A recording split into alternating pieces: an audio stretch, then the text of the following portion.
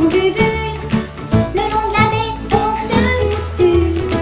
Et puis tu sautes de plus en plus haut. Tu rêves d'une nageoire sur le dos.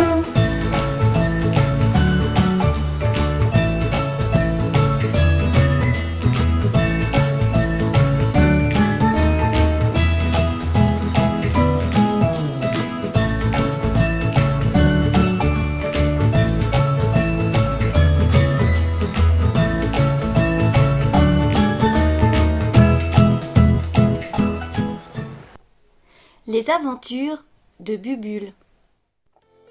Bubule nage paisiblement en cette fin de journée et commence à être fatigué. Il a beaucoup joué avec ses amis.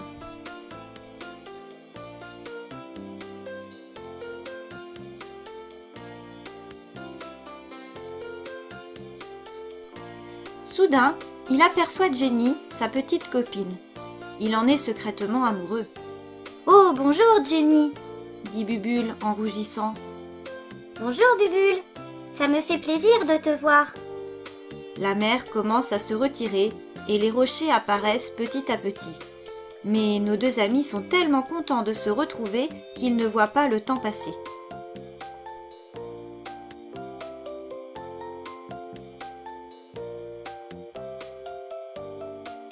Le soleil continue de descendre, le ciel s'assombrit et la mer se retire peu à peu. Bubule et Jenny discutent et se racontent leur journée.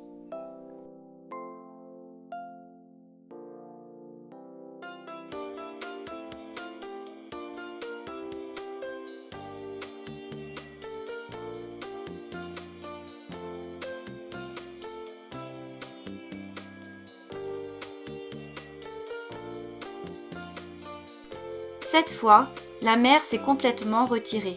Bubule et Jenny sont loin maintenant. Pipo les aperçoit. Il se dirige vers eux, mais s'arrête rapidement. « Hé les amis, vous m'entendez ?» demande Pipo. Mais ses amis sont tellement occupés à papoter qu'ils ne l'entendent pas. Le soleil a presque disparu maintenant, et la nuit va bientôt tomber. Tout à coup, Bubule et Jenny entendent de petits cris. « Mais qu'est-ce que c'est ?» demande Jenny à Bubule. « Je ne sais pas. On dirait que ça vient du rocher là-bas. Allons voir, dit Bubule. Tu es sûre? J'ai peur. Et puis la nuit commence à tomber, répond Jenny. Ne t'inquiète pas, je suis là. Allons voir, dit Bubule. Nos deux amis se dirigent vers le rocher curieux. Une fois près du rocher, ils peuvent enfin distinguer une palourde seule et apeurée, restée prisonnière sur le dessus du gros caillou. « Oh, mais comme tu as l'air triste, que t'arrive-t-il » demande Bubule. « Bonjour, je m'appelle Gisèle et je me suis fait piéger par la marée. La mer s'est tellement retirée rapidement que je me suis retrouvée perchée sur ce rocher sans même m'en rendre compte. Je ne peux plus descendre maintenant. » « Ne t'inquiète pas, nous allons t'aider. N'est-ce pas, Bubule ?» questionne Jenny. Bubule n'a pas le temps de répondre quand soudain Yvan le goéland fait son apparition. Nos amis sont terrifiés et ils savent bien que les goélands mangent les palourdes et les poissons. « Ha ha ha! Vous m'avez l'air en mauvaise posture. Je peux vous proposer mon aide ?»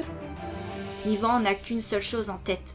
Il ferait bien de nos amis son repas du soir. « Merci, répond Bubule avec courage. Mais nous n'avons pas besoin d'aide. Tout va bien. Nous regardons le coucher de soleil.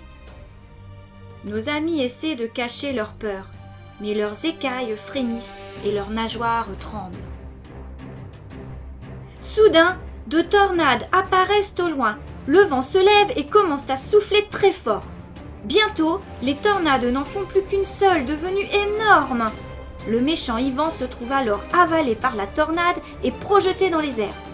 Gisèle se trouve poussée par les rafales de vent et tombe dans l'océan.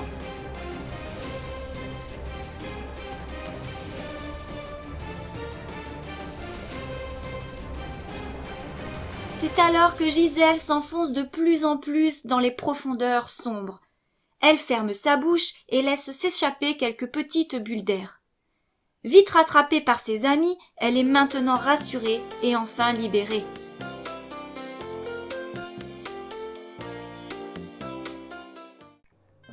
Mais nos amis ne sont pas au bout de leur surprise. Ils aperçoivent tout au fond de l'océan un petit être pris au piège dans un filet. « Mais qui es-tu? Et que fais-tu sous ce filet ?» demande Bubule.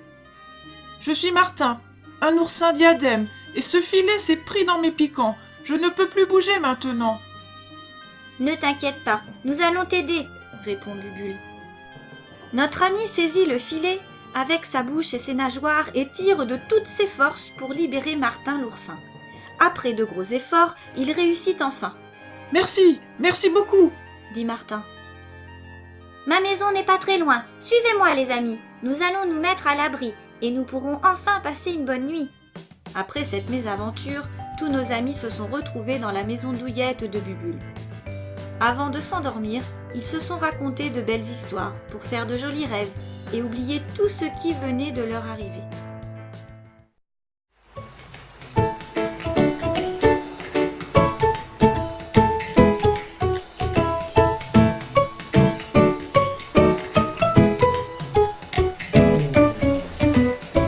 Tu nages, vas-y mon Bubule, le long de la baie, on te bouscule.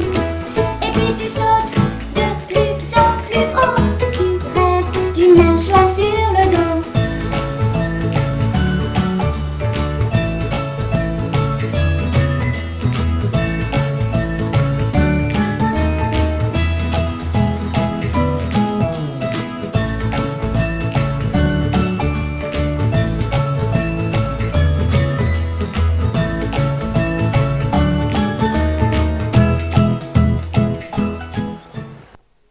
Les aventures de Bubule.